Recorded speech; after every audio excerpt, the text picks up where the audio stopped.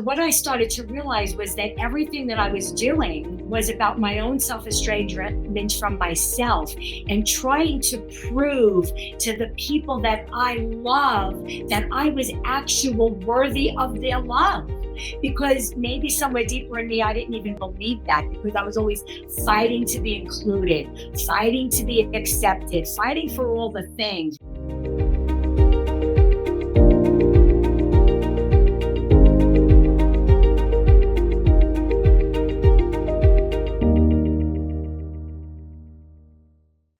All right. Hey, y'all. It's Danny C. Welcome to the Happy Life Agenda podcast. Today's episode is going to be so much fun. I am here with Vera Knight, first time author and all time amazing woman. I met Vera through a networking group, and her story is unbelievably fascinating. I can't say that word. And an illustration of just what you can accomplish and what you can become at any age and stage of life. Vera, welcome to the show. I just love chatting with you. So I know that all of my listeners will too. And so I know I hardly did justice to your bio. Aside from being a first-time Amazon best-selling author, because I saw that your book hit #1 on the new releases, what are you up to right now? And what brought you to this moment? Give us a little bit of background. Oh my God, Danny, thank you so much for having me. I'm super excited to be here. This podcasting circuit is so much fun. I had no idea I would have been doing it years ago, right? But seriously, I spent 22 years, I'm 67, since you mentioned age. I make no bones about it. I'll tell you how much I weigh too. But I spent 22 years in the fitness industry and I had earned a degree in sports science and I studied mindset and behavior work, right? And that's how I helped my clients. It was all mindset and behavior. And it was great. I had a great career and I had all the coaching certifications and I did all the workshops and did all the things, but nothing prepared me for the reckoning that I eventually had to have with myself. And that was all God's timing, right? Because the moment of that reckoning, it changed everything and it cracked me open and led me out of my head and out of mindset work and into coming home to my own body, which is where true transformation and change and peace and happiness and all the things that we're after comes from. Yes. So that's really where this book and my work comes from now. It's not out of theory, it's not strategy. It's like raw, real lived experience. I call it a lived philosophy, and it's changing lives. It changed my life and it's just incredible.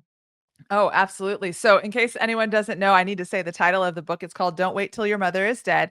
And Vera, we're part of this networking group, so I had the privilege of having an advanced reader's copy. And I remember the night that I sat down and started reading it, and I was just like, "Oh my gosh!" It is so what you said. It's just there's so much passion. It's so heartfelt, and so we're going to be kind of like touching on some of the things that are in this book for you, audience, because I really think that everyone should pick up a copy and just let themselves feel their way through it. So on that note, when you and I were planning for this podcast, Vera, you said, you shared with me that there was kind of some friction and some awakening that happened. And this just kind of came as a download from a higher power, and that you literally just like dove into writing a book. And I know in my pursuit of my truest self that, and more that I talk to people, these download things happen. And so can you share a little bit about the friction point that led you to say enough is enough and you went on this soul searching journey and you wrote this book? Yeah, I'll put it into the short version here, right? Hey, you we know, got some time. Yeah, I mean, it's so true. After years, like we live our lives, especially, women, we get into these routines, we get into these control issues, we think we have it all together. And that was me. I looked good on the outside, but really what I realized was like I spent all my energy like just presenting a certain way. And there was nothing left inside. And I know this is a controversial thing to say, and my doctor hates when I say it, but I had an endometrial cancer and it was removed, thank God, like it wasn't, I didn't suffer battle cancer, but I did have cancer and I had it removed. I needed 3 radiation treatments. And I say I caused that cancer in a way because that was all my all of my this, so the medical community frowns on that, but that's what I believe happened. Anyway, Absolutely. so after that, that was in 2019. And like I went to the bathroom floor one night after my second radiation treatment in what I call a near death experience. I had no energy. I had no breath. I had no voice.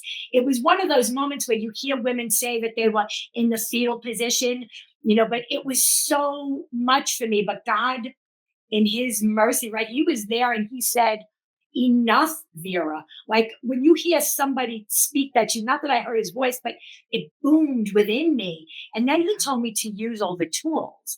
And he'll go and use all the tools. Like I didn't know what that meant. And it was crazy talk.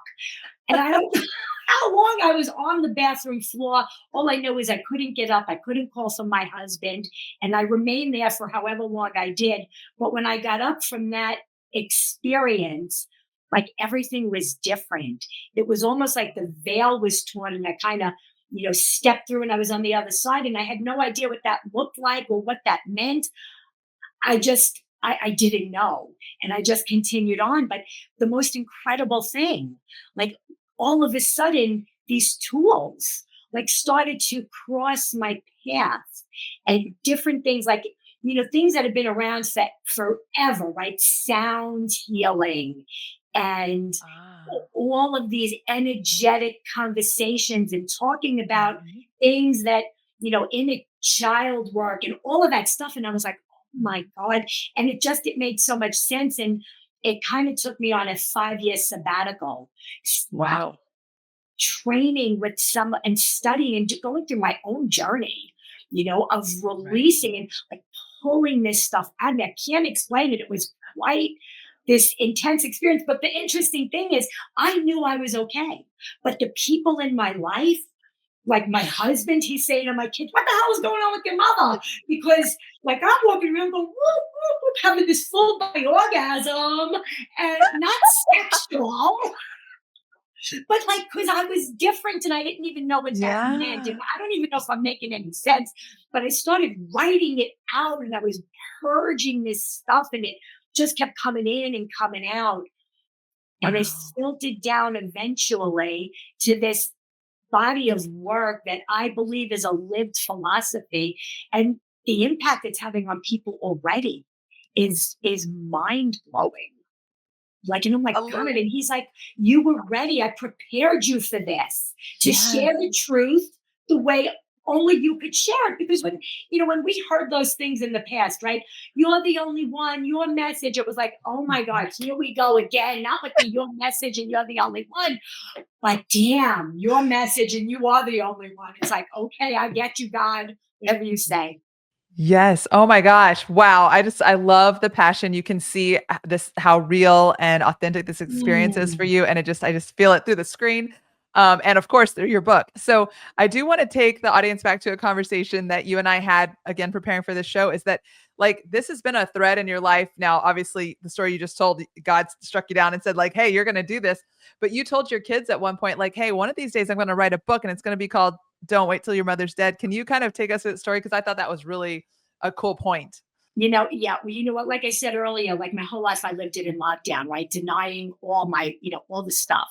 And my mother, my father, and my brother, they died within 11 months of each other when Oh I my was gosh. 31 years old. And that year, not only did I lose all three of them, I moved across country with my kids.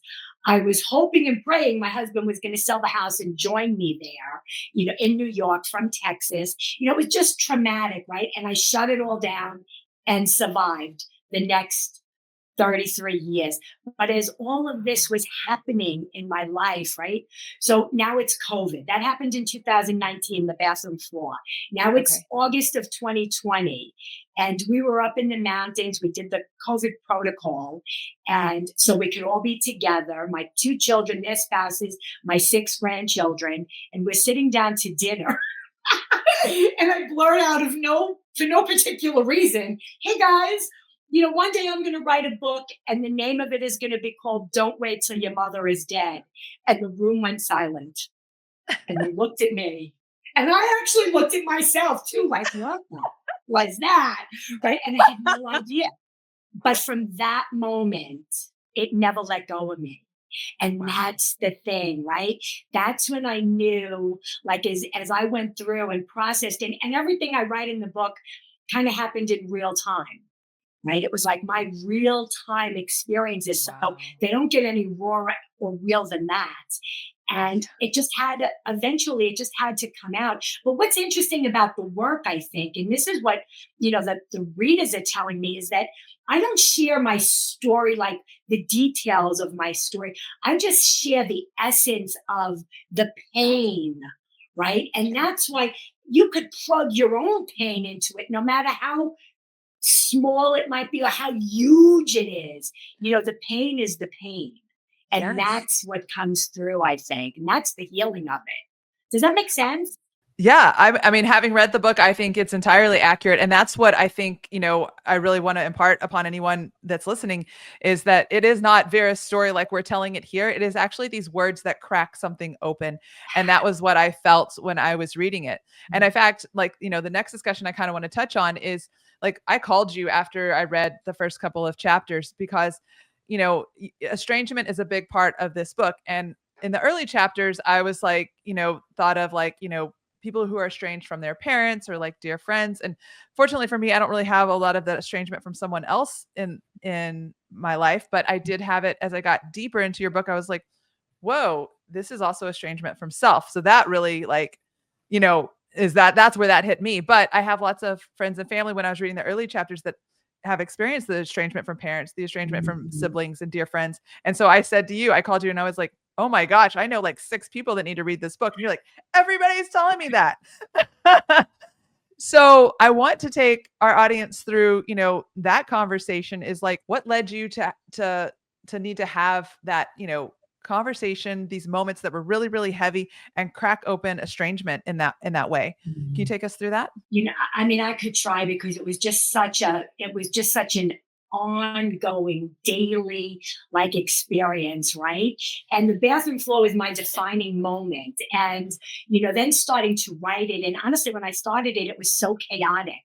There was so much coming in and pouring out.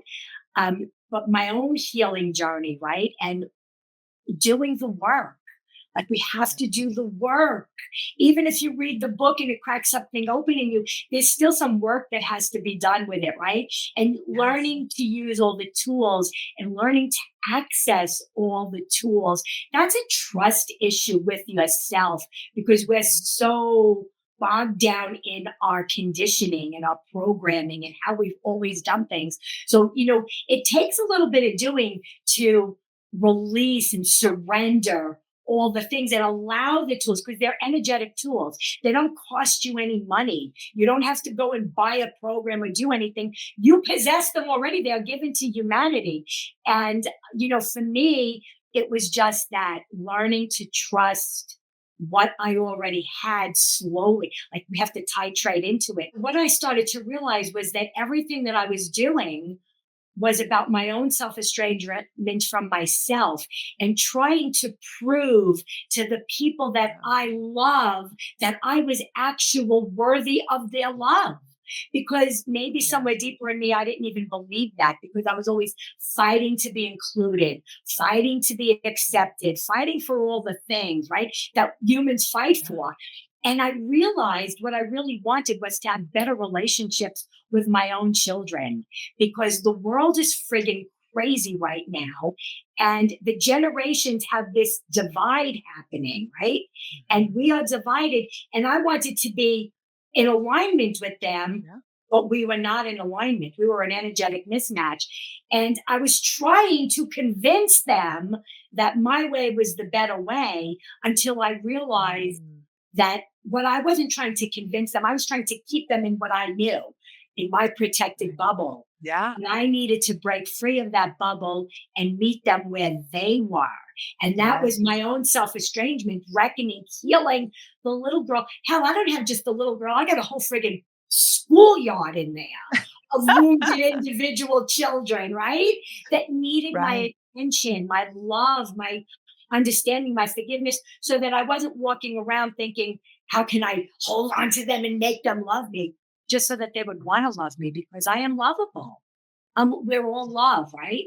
Yes. And even Yes. talking about it like that is a new way for me because I was always like, so, when I Mhm. was in my mind, it was always like, nope, this is the way it is. If you don't get that, then you're an idiot. But that's No, I understand that's that control thing, right? That we all try to do. so this one, and let me tell you what, the people that know you the most, the best, they are the ones who are going to reject it when you come at it from this Yes. perspective because they're like, who do you think you are? My daughter said to me, I know who you are. And she knew, sure she did. She knew the woman who raised her, that controlling, you Yeah. know, I kept them at a distance and sad, right, for everybody. I Mhm, kept my children mhm. at a distance because if something would have happened to them, I needed to survive. And after losing your family, you Oh. tend to protect your own heart that way. And when I realized Oh. what I did to my children, I gave them a whole new set of wounds. They didn't get the same wounds I had. I Right. gave them their own set of wounds, thinking I was protecting them. But you don't Right. protect when you deny truth. Yeah, You just that's make so it true. worse. It's so when I finally came through and I started to share this with my daughter, it caused even more friction because she was like, oh no, I know you. I know that bitch. And I was like, Yeah. no, you really don't, because I didn't even know me. Yeah. Once you Yeah. can get through all of that, right? And I mean, 5 years, 5 years Yeah. to this point, where I could say, I said to her, I just want to have a better relationship with you. Mhm. And I want you to get to know who I really am because I'm just learning who I am now myself. And that kind of softened her a little bit and it changed our energy, and we're Yeah. getting there. And it's so amazing. And I admire people and I love people who don't have those kind of problems with their parents or Mhm. siblings or, Mhm. whoever. But it's in the world and estrangement is rampant right now. Mhm. And Yeah. women and children are suffering because they think Mhm. the only way is to estrange each other. And that is, I mean, is it really the best way? What are we teaching our children if we do that? And how much energy are we spending to estrange, Mhm. to keep that Yeah. away? It's just so big. We need 545-minute conversations to, Hey, hey, I'm here for it because like, these conversations are so great and what people need to hear. I mean, what you just said, I mean, even like, let's go with the classic, the mother-daughter relationship. Everything you read, it warns you. Like if you're, if you have a mom, you know it. If you have a daughter, you're gonna know it, and you can't run from it. But what you just said there is beautiful and important for moms of daughters to hear is that like you've got to meet them where they're at, recognize that you will never go through the things that they are going through because it's a different time. And so you have to be open to the possibilities and perspectives because you can't solve it for them. You never you never lived it. And it's exactly. We so can't solve it for amazing. them, and we can't stay where we are for the older mothers. We cannot stay in the Mhm, same energy that we were raised in because mhm, you want to talk mhm. about toxic. That was toxic, but here's the Yeah. thing.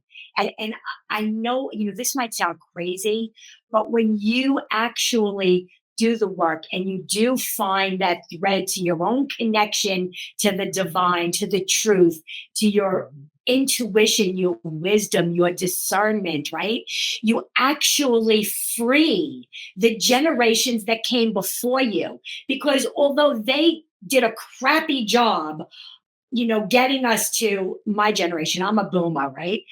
They Mhm. didn't have these conversations. I mean, listen, we all talk about this in the world today. They didn't have these conversations. They lived in, with their windows shut and nobody talked about anything and they Yeah. really denied it. But Yeah. and that's the truth. So how Mhm. do you free them, release those souls from the bondage that they're in? Because I think they were trying to impart better on us. Mhm. They truly were. They just Mhm. didn't know how to do it. So they did it like I remember my grandmother, she did it by being even meaner because she wanted me to be stronger and tougher Yeah. and be Yeah. able to stand up to whatever. But you get tougher by softening, Yeah. letting the Yeah. love come through, by letting the freedom be there. It's like crazy the way it works like that. We hold on It so tight with both hands. yes. And Oh my and gosh. and when we can actually surrender, and surrendering, you might have to surrender the same trauma or pain because it's been painted on us thousands of times throughout our life, the same energy of that original trauma, right? Mhm, So we have to mhm. release it maybe 1,000 times before we get to the final thread, and then we cut it, and we get to cut it. And there might be a million threads to cut. And I'm gonna Mhm. be cutting threads till I take my last breath. But I'm sorry if I'm so long-winded. But the You're good. truth is, is that you're not too old. You're not too late, and you won't die doing this work, right? Yes. You'll die in pain if you don't do the work. We fear Yes. doing the work. We fear revealing what it is, but until we reveal it, then we could go, it wasn't that desperate anyway. It was Yeah. like, I made it worse than it is. And then I Yeah. tried to cover it up and control it, and they pushed everybody away. Yes. Oh So my my gosh. kids now, they relate to me so differently. Oh my God. That's amazing to It's hear. like, yeah, it changes everything. It's so good. Oh my God. And I'm not I don't guarantee any reconciliation. My book is not about reconciliation. Mhm. It's about reconciliation with one person, yourself. Yes. And that's what changes everything. Yeah, amen. Yes, absolutely. My, how you've changed since I changed. That's my Mhm. tagline, one of my taglines. I got many, but that's one of my, That's a good one. that's an early one. I will follow you on social so I can pick up all the others because that's a really good one. I know you have several. So I want to, unpack some of the stuff that you said there. The first thing I want to say is, physiologically, biologically, like fear and negativity is easier for our bodies to hold on to. And so that's why reading this book, getting the mindset shift is so important because you have to take back control. And we, generations ago, we didn't believe, right, that we had that much control. And it's just, it is what it is. That's life, and just grind and grind and push harder and harder. But it's like, whoa, wait a minute. If I soften and let my mind take control and to quit trying to like just hustle and control everything like with sheer willpower, it's amazing the things that crack open. And that's what you've experienced, Yes. right? Very Wow. much so. And really, I mean, just to expand on that just for a second, Sure, please. it's not about thinking. We don't think our way Yes. to healing. We have to feel our way there. Hmm. So it's really just three simple steps, right? It's feeling to heal, right? If we Yeah. try and push it away, or if we keep thinking we've solved the problem, we understand what happened, we've got it. All we have is that. We don't have healing then. We just have it in our minds, and we have to release it from our bodies. And the Mhm. body can withstand so much more than what the mind believes it can. So a lot of times when somebody's coming through something, when they're getting this, what happens is, we get this feeling, right? And it starts to come Mhm. over us, and we don't like it. The mind says that's danger. So it pushes it away. Don't let that through. You don't want to feel that. But Right. unless we can soften and allow the body to release it, and we get to process it all the way through, right? And Mhm. again, we might have to do that dozens and dozens of times, but Mhm. that's how you feel to heal. This is a Yeah. feeling game. It's not a thinking game.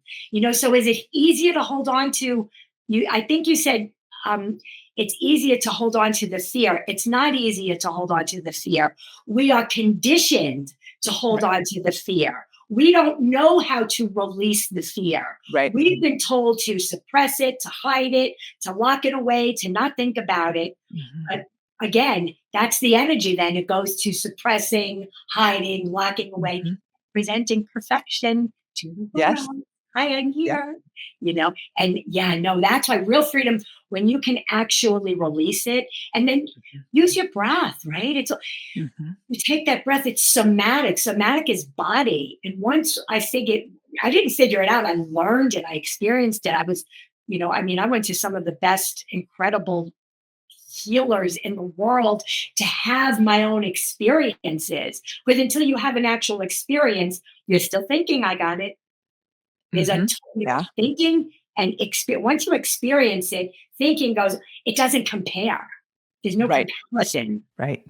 So let's touch on the other thing I want to touch on is the tools, because I can say that, as I'm going through this journey, when I try to have these conversations with people, everyone has the tools, but everyone doesn't know the tools. And so when you say, take a deep breath, it's a totally different experience. It's really like this feeling.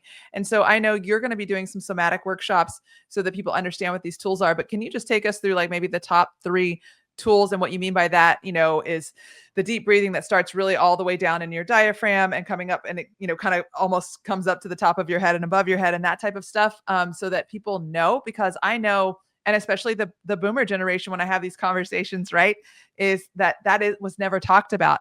And so it's much harder to undo when you haven't been experiencing this for, my generation, I would say, kind of growing up in our adulthood, but and then Gen Zers, they have it better, but Yeah, well, right, so you said so many things, and they're yes, all of them are, like me, I could talk and you could talk, and in there is all the things, right? So right. one of the tools, like for me, what I teach and preach and live by, the number one tool is better conversations. You know, Yes. that is, so when people come into my group or even just get on a phone call with me, they're like they haven't had conversations like we have, because people are afraid of these conversations Mhm. and they're having them from their head. So what they're doing, and they're well intentioned. I don't say they're not well intentioned, but they're recycling the same old thing. And we have to start introducing a new language. So one of the high honors I get is that people get languaging when we speak that they didn't have before, that helps them to make sense of it, of what they're experiencing. So that's number one, better conversations. And better conversations brings, one of the other tools is awareness that there is more to it than what we know. And if we're living in this box thinking we've got it figured out, we are so wrong and so Yeah. misguided, because there's always another perspective, and perspective shifts everything. And being open enough, right, to Mhm. allow another perspective. Yeah. Some people don't Yes. even want, they shut down the other perspective before you even get it out of your mouth, because Yes. that's fear that shuts it down. They're Mhm. not ready. And you can't argue with somebody or try and force somebody to receive a new perspective. But I can guarantee you this, they get it when they get it. And when you're standing in your own truth and speaking from a place of deeper honesty, they tend to get it sooner than they would have if you weren't standing in that place, right? Right. So that's part of it. And when we talk about the somatic part, the breathing part, yes, we all know how to breathe, and we can all say, okay, I'm just going to take a deep breath, bring it all the way down and release it, bring it higher. That too doesn't really work. The breath is a practice. It's like committing to giving yourself, even if it's just 1 minute to start, where you maybe turn everything off and you actually really do sit down. And we could do it right now, right? You can, for all your listeners, just take that moment and just quiet yourself and just feel, like, what is your body? What is the energy of your body right now? Is it, like, for me right now, it's two things. It's very calm, and it's inside, and like I feel like I'm speaking from a place of deep trust in my words, and it's also excited, that I'm here with you, having the opportunity to share. So I'm holding both of these truths, and Mhm. that's like I couldn't do that like 5 years ago. Like five Right. years ago, it was like, I would have been so scripted. I would have had everything written out, and I would have been saying, "Oh my God, my script doesn't follow what we're talking about," and I wouldn't have known what to do, right? Because I wouldn't have been Right. in, and that's trust. Yeah. We don't just get there; we have to cultivate that. And Yeah. how do we cultivate that? By having better conversations with people that may have been down the journey just a little bit further than you. And here, can I Yeah. just say one more thing about being on the journey, which I Of mean, course, please. is so incredible. The journey is so friggin' incredible, because I am here, and let's say you are here, right? And now you Uh-huh. learned something from me just because we coexist together, we have conversations or whatever, and then something happens to you, and now you're up here, and now I have to learn something, and then here you come back in my journey, and you get to teach me, right? So we're Yes. all kind of leapfrogging each other on this journey, teaching each other all the pieces that we know. So Yes. when my friends say to me, "Oh my God, you're so much further ahead than me," and I'm thinking, no, I'm not. I'm like just maybe a step ahead of you. And if you would just surrender and allow, then you'll catch up and then you'll teach me the next time. Right. Yeah. And that's the Yes. relationships that I want to have with people. And that's what's so Yes. powerful about the groups, the people that I work Mhm. with in my groups is that that's how we operate. There's no Mhm. hierarchy of I am the leader of this group and you will obey and listen to me. No, it's like, fuck no, it's like, here's the raw truth of it all. And they're like, yeah, here's my raw truth. And we extrapolate and we use and we get better. And then that's the ripple effect out into the world. That's what's going to Yes. change the world. That's what this world needs is Absolutely. us affecting change with ourselves, with our loved ones, and then them with themselves and their loved ones, and then with themselves and their loved ones, and out from there. That's how it works. Yes. You know what I like about that analogy is, for a long time, there was a joke among my friends that, we're trying to compete at life and like, oh, I'm busier than you are. I didn't get enough sleep last night. And you still hear this type of thing, all the time is we're competing at life. And it's like, no, actually, we should be what you just said is like, we're all on this journey together and sometimes we're going to be in different places, but it doesn't mean one person is ahead and one person is behind because the experience is so unique. And if we take it from the approach that we have the opportunity to learn from each other, and that puts us on different places in the path that help us grow and expand together for that very distinct purpose that is yours. Oh my So, God, yes, yes, yes. And you're right. It's still out in the world that, there are those that call it the masculine energy, that go, go, go, do, do, yeah. do. God, what do I have to do to get what I want? And when Mhm. all of this like came into my world and I started to shift, it's not about that. Like I used to live my life when I was in fitness. Oh my God, I was a different human being. I would get up at 5, I would meal prep, I would shop, I would work out, I would do all the things. And then when I wanted to sit down to allow my creativity and my whatever to come through, I was so spent, that I was passing out and then doing the same thing because I had to do all that stuff before I could take care of me now. Like when I first started this journey, oh my God, true story and funny as all hell, right? People would call me up, like my kids would call me up and they would say, like, what are you doing? And I would go, I'm doing what I do. Like that was my answer because I didn't know what I was doing. I was just working on myself. Either I was meditating or I was in a mastermind with my mentors and, learning and researching and just being with myself. No music, no TV. Like from when I got up, my Mhm. husband would leave for work. And for the next 3, 4 hours, there was nothing that I did. No meal prep, none of that. I was just like, and you know what? And I realized that not everybody has that, can do that. Mhm. And can Mhm. take the first 4 hours to just be with themselves. But that's what I did. And it was kind of funny because when this work was coming through, and then when I wrote my book and I started talking to my kids and saying, I wrote this book, it's coming. And they never asked me, can I read it? What does it say? They didn't want to know. And I was like getting a little bit Oh. annoyed at them. Right. And then they would go, as they would call me up and they would go, they stopped asking me what you're doing because they didn't like my answer. I'm doing what I do. So now, I wrote the book, and before I brought it to publish, I called my daughter and I said, look, this is coming. You don't ask me anything, but I want you to read it because I want you to know what I'm putting out into the world. Yeah. And she received that and she read it, and my son too. They gave me amazing feedback and they're okay with it. And they went back to not asking me anything about the book. But when they would call up and say, what are you doing?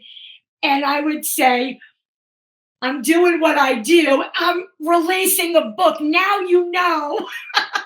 Like when I would say what I'm doing what I do, and I didn't know what that was, Mhm. it was writing this book in real time. Yeah.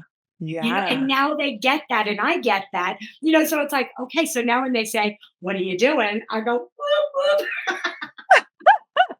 I don't know if that makes any sense, but it is kind of Oh, funny. Anyway, yeah. So, there yeah. you go, Danny. It totally makes sense, and I want to, even if you don't have as, 4 hours like Vera's talking about, for me, trying to find that space where you can let stuff just come in. Actually, speaking of like, getting something from someone else that's on the journey, I interviewed somebody a few weeks ago and we were talking about like what we do to unplug.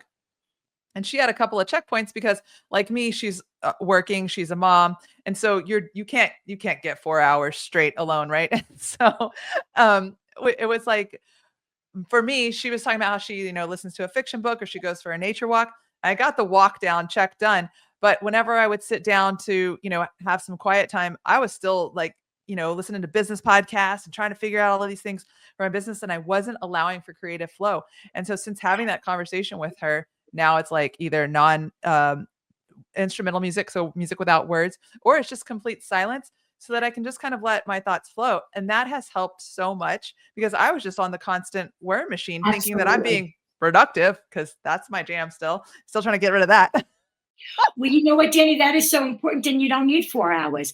I mean, I was over 61 when I started this journey, right? I Mhm. wish I would have had these tools when I was younger. I wish Yeah. that I would have known that all I needed to do is take a few minutes for myself, right? It Yeah. doesn't have to be 4 hours. It could Mhm. just be like, how could we flip the script and not Yes. think I have to get up and pray or do anything? Like every day is something different for me. Like there is Mhm. no set routine. It's whatever it is.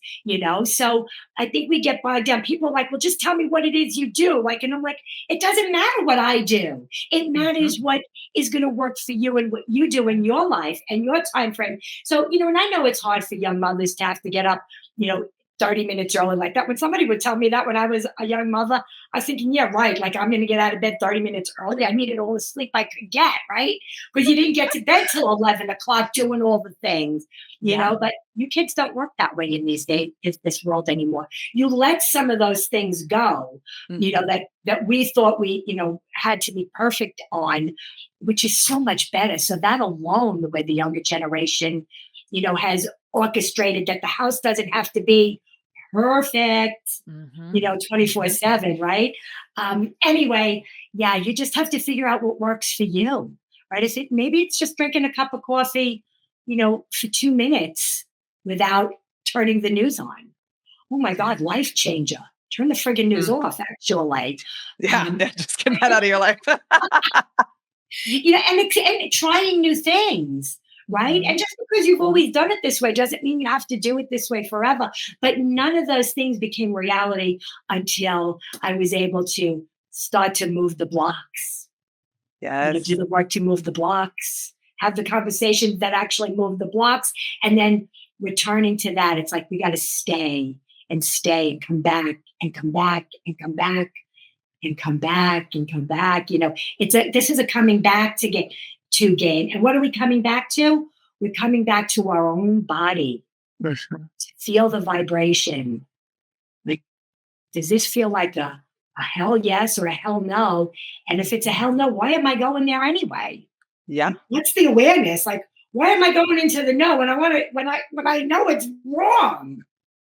You don't do that anymore once you're standing in your power and your truth. Um, And Oh my it's gosh. effortless, practically. Yes, yes. Oh my gosh.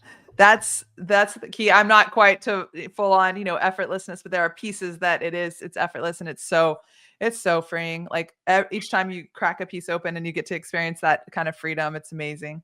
So Yes. And we I build love on it. that, right? Why don't we build on that? But don't Yes. forget that. That's the remembering. So the book is written in three different voices, right? It's written as this adult daughter that, did all those things, lived that Mhm. insanity life, and that mother who sees a little bit clearly. But the third voice of the remembering, right? That's the Ah, adult witness. That's what we've been talking about, is bringing out that adult witness that sees clearly who's showing up in this moment, right? Is it my inner child that needs to be loved? Is it my adult mother that needs to be brought back to a soft place? Like, who is Mhm. that? That's the remembering. So the whole experience is really about remembering who we Yes. are in the moment so we could presence ourselves and move from there. I want to continue to move from the remembering of who I am.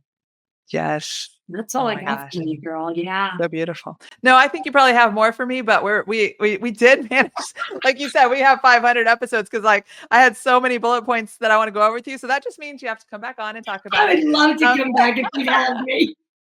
of Wait course. till I become a number one New York Times bestseller. Yes, yes. Then we have to have a party or something. Oh, totally. Oh my gosh, Vera, this has been so much fun as I knew it would be. And you have created something that, the world truly needs.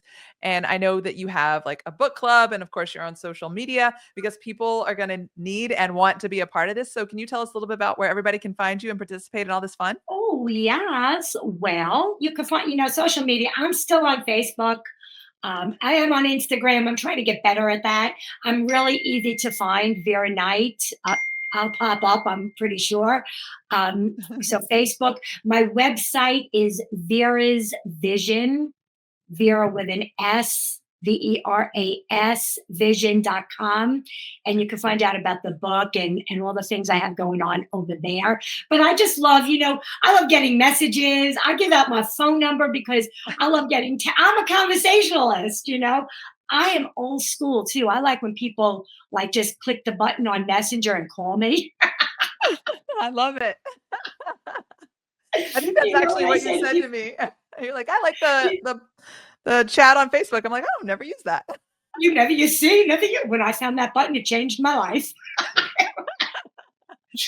And if people want to show you their face, they can. If they don't, they could stay hidden. But we can connect so many different ways these days, but that's the best way. Or just you could email me too at vera@verasvision.com. So Amazing. Oh my gosh, Vera, thank you so much for this fun conversation. Thank you for sharing where we can find you because audience, like once you read her book, you're really going to want to engage with Vera. She has so many cool things going on. You can subscribe to her newsletter and really stay in touch with all of that. So thank you for listening. Remember that the Happy Life Agenda was created to bring experts like Vera right to your doorstep so that you can begin to evolve into the woman that you were meant to be and the life that you want to live. And as Vera has said a couple of times here is like, don't wait because the worst thing that can happen is that you die with this pain. So they crack it open and embrace the fun and the excitement of finding your true self and living it. Because as Vera demonstrates, it looks like it's a whole lot of fun. So it Vera, really thank you again. Yay. All right. Well, thank you, audience. And make sure if you enjoyed this episode, you click subscribe below and join the conversation on social media. And we'll talk to y'all soon. bye.